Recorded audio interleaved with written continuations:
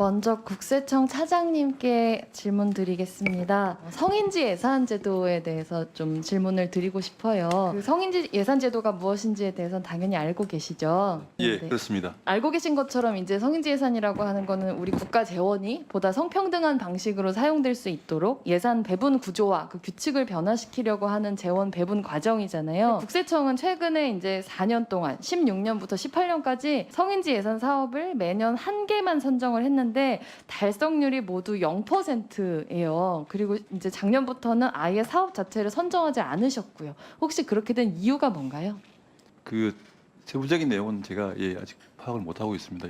네, 알겠습니다. 자세히 알아보도록 하겠습니다. 아마도 뭐 이렇게 그렇게 생각하시지 않았을까 저는 이제 상상을 해봤거든요. 이제 사업을 선정을 했는데 이제 달성이 안 되니까 아예 없애신 건 아닌가, 아예 포기하신 건 아닌가 그런 생각이 들었는데 사실 이 성인지 사업의 취지라고 하는 거를 충분히 이해를 하신다면 이제 훨씬 더 적극적으로 이 사업을 발굴하고 또 이제 시행하기 위해 노력을 이제 하셨어야 된다고 생각하고 이제 그 전에 이제 선정하셨던 사업의 내용을 보니까 이제 단순히 어떤 사업 대상자를 이제 성별을 여성 반 남성 반 이런 식으로 하는 방식으로 접근을 하셨더라고요. 근데 제가 제안을 좀 드리면 이제 홈택스를 상담하는 경우에 국세 상담센터가 운영이 되잖아요. 근데 홈택스는 이제 위탁받은 콜센터 업체에서 진행을 하는데 이 업체에다가 문의를 해보니까 그 상시 상담자 중에서 157명 가운데 3명 빼고 다 여성분들이시더라고요. 그래서 예를 들면 이분들의 처우를 개선하는 것도 성인지 예산에 전 포함될 수 있을 거라고 생각하는데 차장님 어떻게 생각하세요?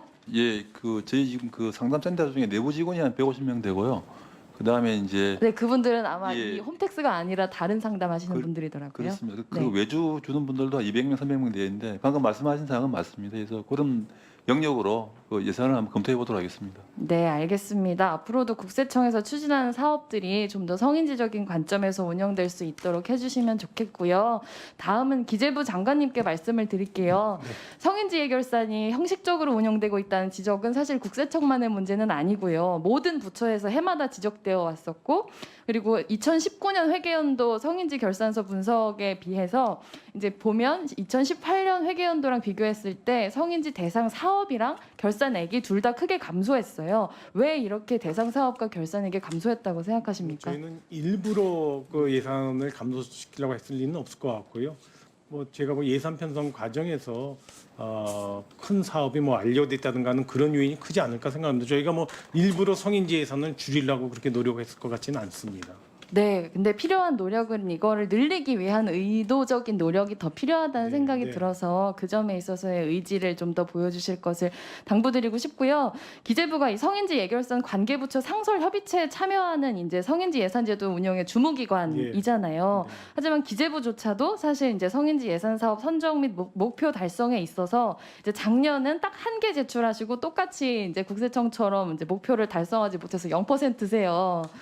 그래서 왜 이럴까 생각을 해봤는데 기재부는 그 성인지 예산 담당관도 안 계셔서 복지예산과에서 관련된 업무를 맡고 계시더라고요. 근데 여성가족부 그리고 8개 부처에서는 이제 양성평등 정책 담당관이 배치가 돼가지고 사업 적합성을 이제 분석을 하고 있는데 기재부에는 아직 그런 담당관이 안 계신데 기재부에 이런 성인지 예산 담당관을 임명하는 논의를 혹시 시작하실 생각이 있으신지요? 예, 제가 의원님 기억하는데 여가부에서 아까 말씀드린 대로 성평등 관련 담당관 제도를 도입하면서 8개 부처를 도입한 걸로 알고 있는데요.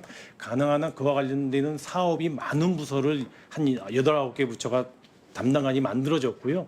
다른 데는 아무래도 이제 그런 게 덜하다고 해서 만들어지지 않았는데 저희 기재부는 그런 담당관 제보다도 예산실에서 전 부처 예산을 편성하면서 저는 그 기능이 작동이 돼야 될 것 같습니다. 그게 예산 심의할 때 성인지 네. 예산에 대한 각별한 관심을 좀 역점을 두도록 하는 게 저는 더 효과가 있지 않을까 싶습니다. 저는 그렇게 생각하진 않아요. 물론 예산에 있어서 그렇게 배정을 되는 데에서 표현이 될 수도 있지만 당장 기재부 안에서 이제 실행하셨던 하나의 사업도 제대로 달성할 수 없다면 과연 다른 부처에 제대로 된 성인지 예산을 배정할 수 있을 것인가에 대해서는 저는 조금은 신빙성이 떨어진다는 생각이 들고요. 그리고 기재부가 좀 더 이 성인지 예산 주무기관으로서 실무 차원 예산 취하를 넘어서 관련된 사업을 좀 적극적으로 발굴하셔야 된다고 생각하는데 만약에 그런 사업을 발굴하실 감수성이 조금 없으시면 필요할 경우에는 이제 민관 거버넌스를 구축을 하셔서 성인지 대상 사업을 선정하는 민간의 노하우를 좀 더 받아들이셔야 되는 필요성도 저는 있다는 생각이 들고요. 그래서 시민들이나 혹은 외부 전문가가 같이 하는 상설 민간협의체 구성을 관련하고 관련 예산을 내년부터 적극 편성하실 것을 전 추천드리고 싶은데 부총리님 그리고 네, 기재부 장관님 입장은 어떠세요? 예, 의원님 지적대로 성인지 예산에 대한 관심을 더 늘려나가야 되겠다는 것에 대해서는 저희가 아주 각별하게 받아들이겠고요. 그런 방식으로 어떤 게 있는지는 저희가 한번 좀 더 고민을 해보겠습니다. 그게 담당관이라고 하는 조직을 만들 것인지 민간 협의체를 만들 것인지 또는 우리 기존에 있는 심의 시스템에서 그런 역점을 둘 것인지를 좀 여러 가지 다양한 거를 좀 검토해서 제가 의원님들하고 상의해 드리도록 그렇게 하겠습니다.